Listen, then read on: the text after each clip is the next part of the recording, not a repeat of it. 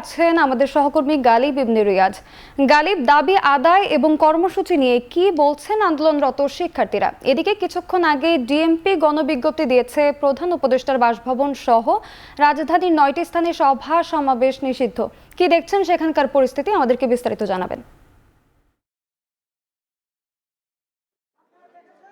সোনালী, আপনার শেষ প্রশ্নের উত্তর দিয়ে যদি শুরু করি, যে ডিএমপির যে গণবিজ্ঞপ্তি যেটি দিয়েছে, সেই গণবিজ্ঞপ্তিতে নতুন করে এই প্রধান বিচারপতির বাসভবনের সামনে এবং তার পাশের কোনো জায়গায় সমাবেশ কিংবা কোনো অবস্থান কর্মসূচি কোনোটাই করা যাবে না বলে কিছুক্ষণ আগে ডিএমপি বিজ্ঞপ্তি দিয়েছে। কিন্তু এখানকার প্রেক্ষাপট ঠিক তার উল্টো, যেন এই অবস্থান কর্মসূচির রূপ নিয়েছে এক জবি শিক্ষার্থী এবং শিক্ষকদের, সাবেক এবং বর্তমানদের এক মিলন মেলায়। আমরা দেখতে পাচ্ছি যে এখানে যে শিক্ষক শিক্ষার্থীরা যারা বর্তমান বিশ্ববিদ্যালয়ে যারা পড়াশোনা অধ্যয়নরত আছেন, তারা তো এখানে আন্দোলনে অবস্থান করছেনই, একই সাথে বিকেলবেলা আমরা দেখতে পেয়েছি যে সাবেক শিক্ষার্থীরাও এখানে মিছিল নিয়ে এই আন্দোলনে এসেছে। এবং যেটি বলা চলে যে এক কথায় পুরো এই কাকরাইলের যেই রাস্তার যে গোল চত্বর, সেটি পুরোপুরি একেবারে জগন্নাথ বিশ্ববিদ্যালয়ের শিক্ষার্থী এবং শিক্ষকদের যেন স্লোগানে মুখর হয়ে আছে এই পুরো জায়গাটা। 3 দফা দাবিতে মূলত এই অবস্থান কর্মসূচি তাদের চলছে। তাদের যে হলের যে সংকট, সেই হলের সংকট দূর করতে হবে, নতুন করে হল নির্মাণ করতে হবে এবং সেটি না হওয়া পর্যন্ত 70% শিক্ষার্থীকে আবাসন বৃত্তি দিতে হবে।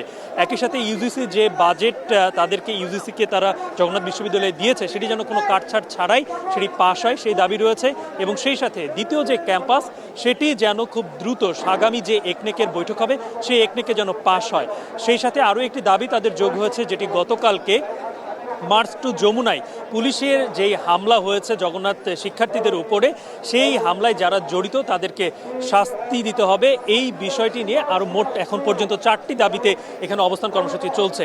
আমরা এখানে এখন পর্যন্ত সরকারের ঊর্ধ্বতন কোনো ব্যক্তিকে আসতে দেখিনি। গতকালকে যদিও তথ্য উপদেষ্টা মাহফুজ আলম তিনি এসেছিলেন, কিন্তু আজকে এখন পর্যন্ত কোনো সরকারের ঊর্ধ্বতন ব্যক্তি এখানে আসেনি।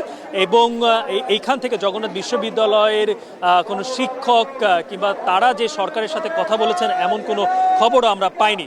অর্থাৎ অবস্থান কর্মসূচি যতক্ষণ না পর্যন্ত তাদের দাবি না আদায় হচ্ছে, শিক্ষক সমিতির সাধারণ সম্পাদক কিছুক্ষণ আগে বলেছেন যে দাবি না আদায় হওয়া পর্যন্ত তারা এখানেই অবস্থান করবেন।